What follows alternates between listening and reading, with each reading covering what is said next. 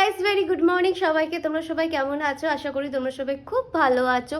আজকে হচ্ছে 3rd of January। আজকে সকালটা আমি স্টার্ট করছি হচ্ছে আমার আখের রস দিয়ে। এখন হচ্ছে আখের রস খাবো। ঘুম থেকে উঠেই দেখি কাকু আজকে তাড়াতাড়ি চলে এসেছে, তো এখন একটুখানি আখের রস খাবো, তারপর হালকা ফুলকা একটুখানি এক্সারসাইজ করবো। বেশি কিছু করব না, কারণ আজকে এক্সারসাইজ করার আমার হচ্ছে সেকেন্ড ডে। একটুখানি সিট আপ করবো আর দেখি টুকটাক একটু ওয়ার্ম আপ করবো।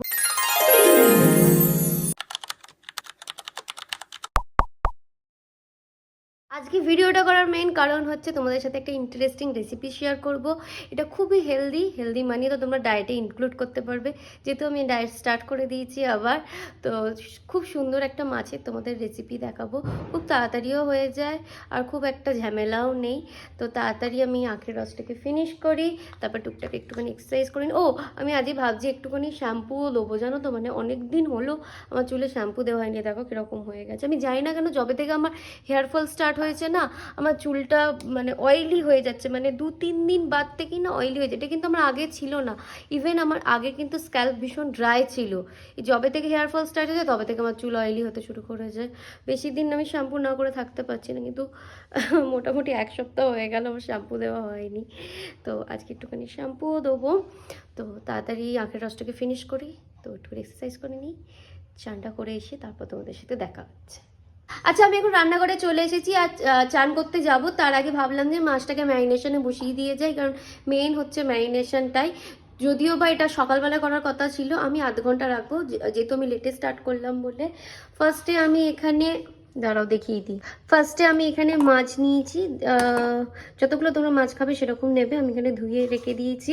তারপর এখানে দিচ্ছি হচ্ছে আদা রসুন বাটা। আমি রসুনটা একটু বেশি পরিমাণে নিয়েছি, আদাটা একটু কম নিয়েছি। ঝালের জন্য এখানে দিচ্ছি হচ্ছে গুঁড়ো লঙ্কা। রঙের জন্য দেবো হচ্ছে সামান্য একটুখানি কাশ্মীরি রেড চিলি, অল্প একটুখানি ধনে গুঁড়ো। এটা একটু অল্প পরিমাণেই দেবো, কারণ এটা বাড়ির একদম গোটা ধনে দিয়ে এটা পেশা। তো একটু এবার দেবো হচ্ছে জিরে গুঁড়ো, হচ্ছে সামান্য হলুদ, তারপর দেবো এখানে সামান্য নুন। দিয়ে এগুলোকে ভালো করে মিক্সড করতে হবে, সব মশলা মাছের গায়ে মাখাতে হবে। অ্যাকচুয়ালি এটার মধ্যে আর একটা ইনগ্রিডিয়েন্টস দেওয়া হয়, সেটা হচ্ছে টক দই।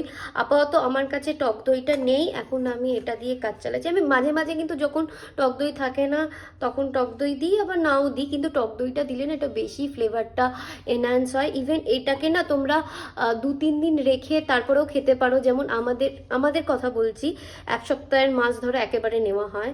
তো আমরা কি করি, আমি আর দিশা যেহেতু এইভাবে খাই, তো আমরা সপ্তাহের মাছটাকে এইভাবে ম্যারিনেট করে রেখে দিই, ফ্রিজে রেখে দিই। যখন আর কি মন হয় তখন একটা একটা করে বার করে খাই। তাতে কি হয় জানেন, যত দিন যায় না মশলাগুলো ভেতরে ঢুকে যায় আর তত বেশি টেস্টি হয়ে যায়, আর মাছটা তত বেশি নরম আর জুসি হয়ে যায়। তো তোমরা এখন, যেহেতু টক দই আনার সময় নেই আর কে আনবে, তো ওই জন্য আমি এখন টক দই দিচ্ছি না। দেখো তোমরা কালারটা জাস্ট, আমি এখানে মশলাগুলোকে সাজিয়ে রেখে দিয়েছি। পুরো মাছটাতে আমি ম্যারিনেট করে রেখে দিলাম। তারপরে এটা যতক্ষণ ম্যারিনেট হোক ততক্ষণ আমি, বেশিক্ষণ যদিও বা হবে না, আমি চান করতে করতে যেটুকুনি টাইম। এটা অ্যাকচুয়ালি না, এটা একটা সাউথ ইন্ডিয়ান ডিশ, এটা মেনলি কর্ণাটকার ডিশ। ওরা না, আমি এখন কলকাতায় আছি বলে তো আমি কলকাতায় যেসব মশলা পাওয়া যায় ওইগুলো দিচ্ছি। এটা বেসিক্যালি ওদের একটা স্পেসিফিক মশলা আছে, আমি যা যা মশলা দিচ্ছি তার সাথে ওই মশলাটা খালি অ্যাড করে। যেমন তন্দুরি মশলাতে এইগুলোও দেয়, তার সাথে একটা তন্দুরি মশলা দেয়। সেম ওরাও মাছে এই মশলাগুলোই দেয়, রেগুলার যে বেসিসে যেসব মশলা লাগে তার সাথে একটা এই মাছটার জন্য একটা স্পেসিফিক মশলা পাচ্ছে, খুব ইয়াম্মি। মানে আমি টেস্টের, আমি তোমাকে ডেসক্রাইব করতে পারবো না টেস্টটা কীরকম।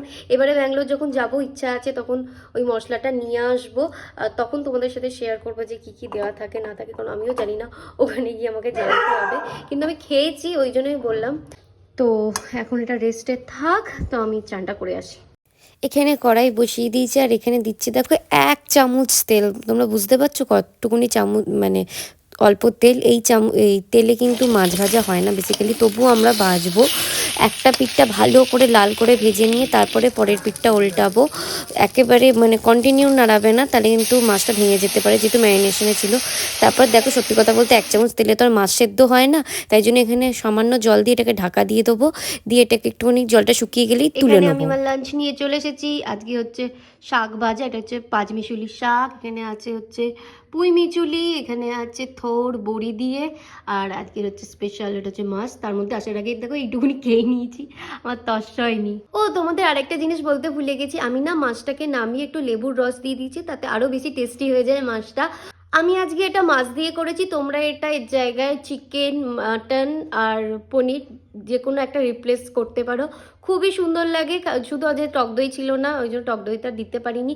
ইভেন তোমরা এর জায়গায় একটু পেঁয়াজ বাটাও দিতে পারো। আমি যেরকম জিনিস যা থাকে ওই দিয়েই করি, বাট আজকে তো সেরকম বলতে আমি কিছুই দিইনি, না টক দই দিয়েছি না পেঁয়াজ বাটা দিয়েছি, তাতেই খুব সুন্দর লাগছে। তোমরাও ট্রাই করো, আর যদি ট্রাই করো আমাকে প্লিজ কমেন্টে জানিও যে কেমন লাগলো খেতে রেসিপিটা। প্লিজ আমি একবার বলবো অন্তত ট্রাই করো, আর মানে একবার তোমরা যদি করো না, তোমরা বারবার এটাকে বানাবে। আমারও তাই হয়েছিল, প্রথমবার আমিও ফার্স্টে খেতে চাইনি, কিন্তু একবার যখন এত ভালো লেগেছে আমি বারবারই বানাই এটাকে।